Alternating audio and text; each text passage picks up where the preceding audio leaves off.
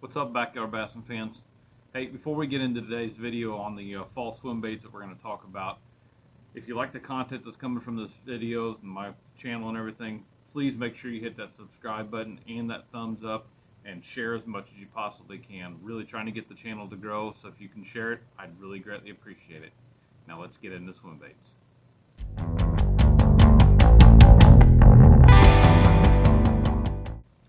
Alright, so first off, right off the bat, let's talk about why we want to talk about swim baits in the fall. Okay, in the fall, what happens is all the bait fish start schooling up together when it's not necessarily your water temperatures that are dropping, but your days that are getting shorter, you're getting less light during the day. That's when they start to bunch up, start to school up together. That's the first sign of that fall transition that you're going to see, is all those bait fish start schooling up into big old bait balls. Depending on where you live at, it might take a week, it might take a few weeks before the bass start moving up and chasing those bait fish. When that happens, that is a phenomenal time to be on the water. Whether you're doing it from a boat, whether you're doing it from bank fishing, whatever the circumstances may be, I'm telling you, you can have a blast doing that. So, with that being said, I'll kind of go into this a little bit. And I apologize, guys, right now, I do not have an underspin on me right now. I don't know if I just misplaced my bag, my box, or whatever. I don't know what I did with it, but I don't have any here right now. So, I'll go into this a little bit at a time, and I'll kind of explain where I would throw the underspin and why I would.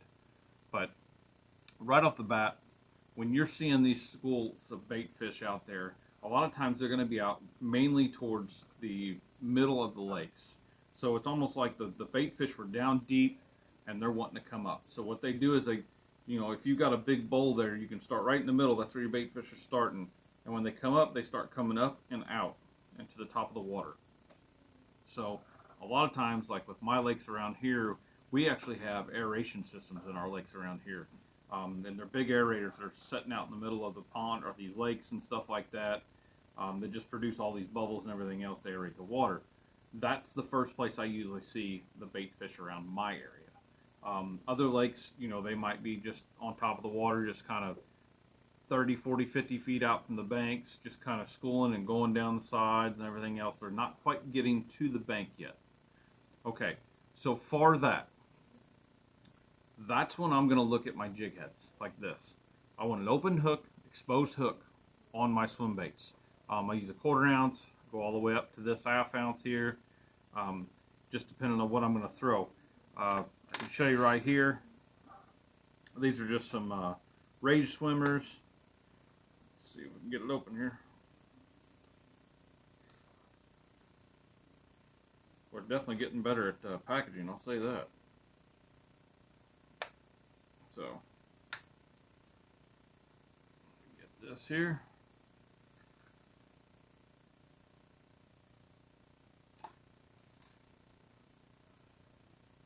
Alright. See, guys, everybody's got a fight every once in a while in their videos. Alright, so this is the 3.75 inch braid swimmer. It's a pretty common little paddle tail. On this one here, I'm going to use about a 1/4 ounce. This just happens to pair up really well with this. I have pretty good luck with it. Now, I'm not looking to fish deep. That is not what I'm looking for at all. So, usually when I pair that up, that's what it's going to look like. I'll pair it up there. But that's when I'm out in open water. That's when I want to throw that jig head like that. Because you're not going to be around cover. You're not going to be around the bank. You're not going to be around rocks and timber and stuff like that. You don't have to worry about getting hung up. If you were in a scenario you did not have to worry about getting hung up, throw that open hook. Your hookup ratio is going through the roof at that point.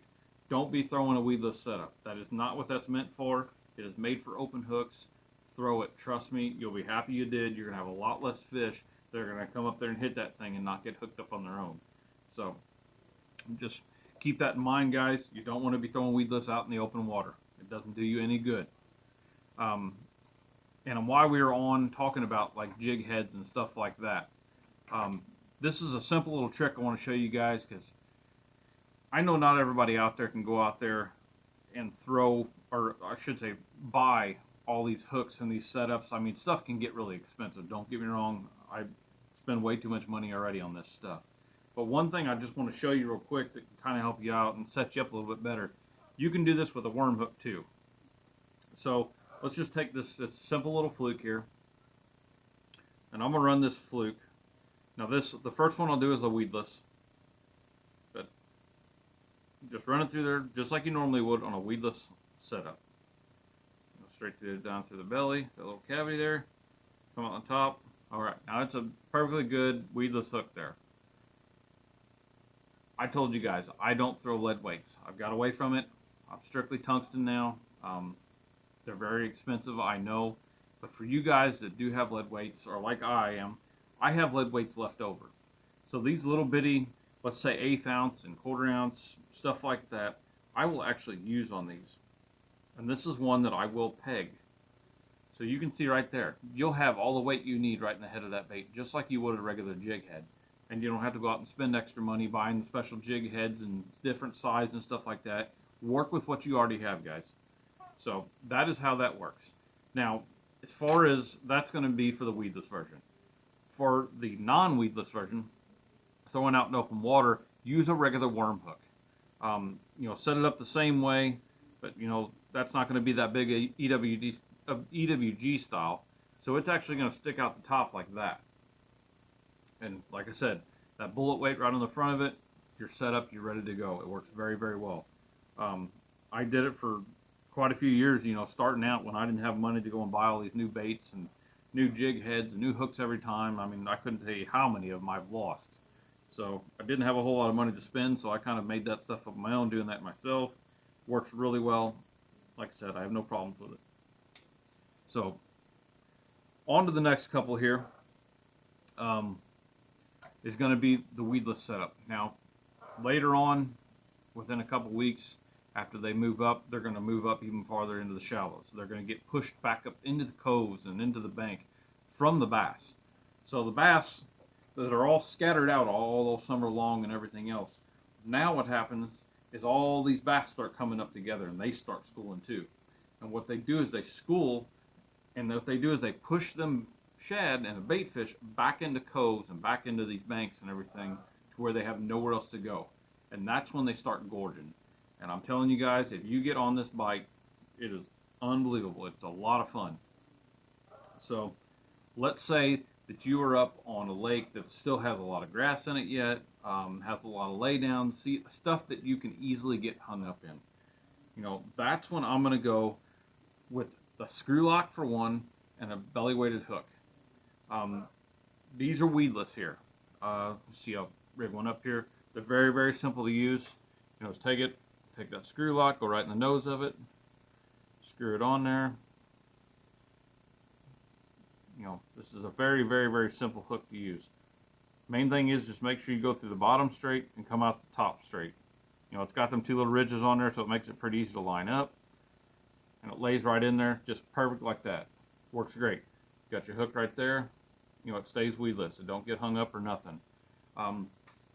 When you're fishing this, I will tell you guys, it's a little bit different of a bite. Other than using the open jig head there, when that fish comes up and just grabs it and takes off, they hook themselves a lot. With this is more of like your Texas rig bite, your worm bite. You're going to feel them come up and they're going to grab it. And typically what they do is they come up and they'll grab it once or twice before they really latch onto it. And then they'll just take off sideways usually. That's when you want to rear back and set that hook.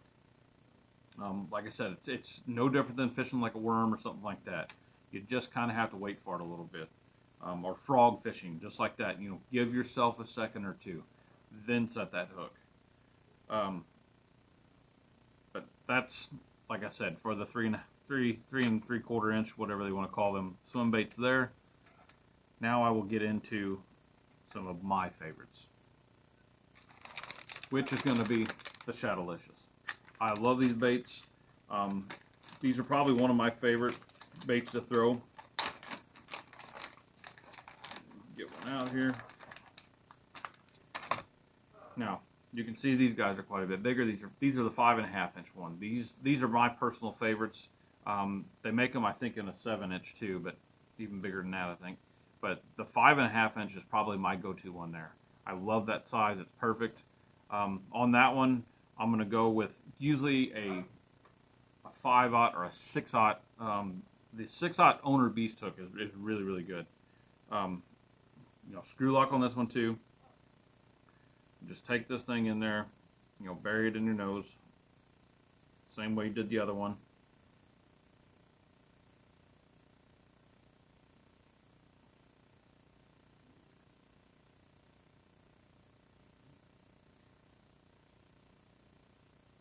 And guys, I will tell you, try to line this up pretty good the first time with these hollow bodies. They are not nearly as forgiving as the little rage swimmers and stuff like that. Once you puncture them in there, they're pretty good and set to go. So that's what that looks like right there. Like I said, these things, they collapse real easy. They're kind of like fishing a hollow body frog. So like I said, the best one I found to fit is actually the 6/0. That is the best size hook that I found to fit these. You can actually go up to like the 7/0 hooks. They work too, but keep in mind, with the bigger hook you're going to, the farther back it's going back here. So that's going to take action away from this back here. On this one, the 6/0 is what I really typically use, and the reason I use that so much is it comes out about right there. But this particular bait has a ton of roll to it. So when you're coming through the water, it's not just going back and forth like this. That bait is actually going through and just rolling back and forth. I mean, it's got a ton of action. That's fishing up in the weeds and stuff like that. I typically really don't throw that a lot up there. I would say probably 80% of the time I'm throwing these, I'm actually out in open water, usually at the off points and stuff like that is where I typically throw it. And I will throw that on an open jig head, just because the hookup ratio is a ton better, and you're out in the open water, you don't have as much stuff to get hung up on. Now, don't get me wrong, I've got hung in rocks and stuff like that plenty, but I definitely do use a jig head with an open hook on that most of the time. But guys, I'm telling you, try that bait out. It's a killer bait. Like I was saying earlier, when you guys get into this fall transition like that, and you start seeing them fish busting like that, this is probably one of my go-to. And I already did a video on the double fluke rig, which is a phenomenal rig and works great for that time of year. But you cannot beat just a plain old white fluke. These things are just phenomenal, and I fished them completely weightless.